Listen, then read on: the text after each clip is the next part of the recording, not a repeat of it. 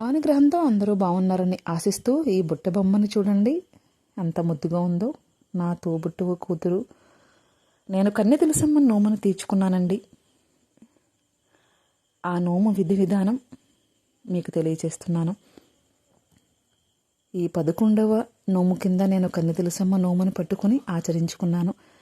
తులసమ్మని ఇల్లు వాకిళ్ళు శుభ్రం చేసుకుని తులసమ్మని ముస్తాబు చేసుకుని ఆ కన్నె తులసమ్మగా భావించిన నా తోబుట్టువ కూతుర్ని తులసమ్మ చుట్టూ 3 సార్లు ప్రదక్షిణం చేసిన తర్వాత తులసమ్మకి దీపధూప నైవేద్యాలు పూజ చేసిన తర్వాత అన్నీ సిద్ధం చేసుకోవాలండి. ముందుగానే 26 జతల ఆవునేతి అరిసెలను సిద్ధం చేసుకోవాలి. 13 జతలు తులసమ్మకు నైవేద్యం, 13 జతలు కన్నె తులసమ్మగా భావించిన అమ్మాయికి వాయనం ఇవ్వడానికి, వాయనంలోకి మనకి 1 జత బట్టలు, పట్టుపరిగిని జాకెట్టు, తాంబూలం, పుష్పాలు అన్నీ సిద్ధం చేసుకుని ఆవునేతి అరిసెలు 13 జతలు తులసమ్మని పూజ చేసుకున్న తర్వాత మనం కన్నె తులసమ్మగా భావించిన అమ్మాయికి నా తోబుట్టువ కూతురికి కాళ్లకు పసుపు రాసుకుని బొట్టు పెట్టుకుని ఆ వాయనాన్ని కథ చదువుకుని అక్షింతలు వేసుకున్న తర్వాత వాయనాన్ని తులసమ్మగా భావించిన అమ్మాయికి వాయనదానం ఇచ్చుకొని నమస్కరించుకున్నానండి. మనసుకైతే చాలా ఆనందంగా ఉంది. ఈ నోముకి నాకు చాలా ఆటంకాలు అనేవి వచ్చినాయి, కానీ ఆ తులసమ్మ తీర్చుకుంది. తులసమ్మ ఆరాధన అంటే నాకు చాలా ఇష్టం. ప్రతిరోజు నేను ధూప నైవేద్యాలతో పూజ అనేది చేయను కానండి. తులసికోట వద్ద పూజ మాత్రం కార్తీక మాసంలో వచ్చే పూజను చాలా వైభవంగా ఆచరించుకుంటాను. ఏకాశి ద్వాదశి రోజున చేసుకునే రోజు మాత్రం ఆ తులసమ్మను మనస్ఫూర్తిగా ఆరాధించుకుంటానండి. నాకైతే చాలా ఆనందంగా సంతోషంగా ఉంది.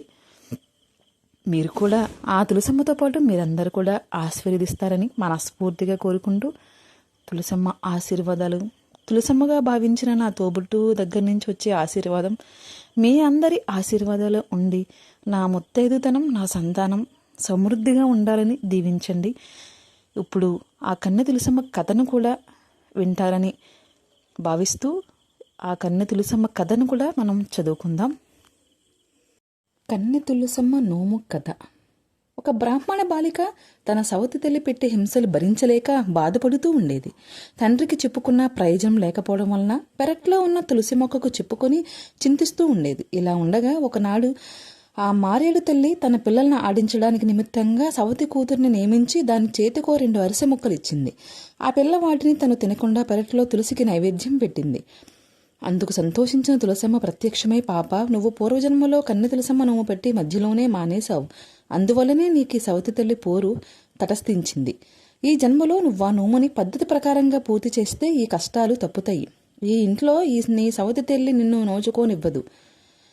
మీ మాతామహి అంటే తల్లి అమ్మమ్మ గారింటికి వెళ్ళి అక్కడ నోచుకో అని చెప్పి పద్ధతి ఉద్యాపన ఉద్దేశించి పంపించింది.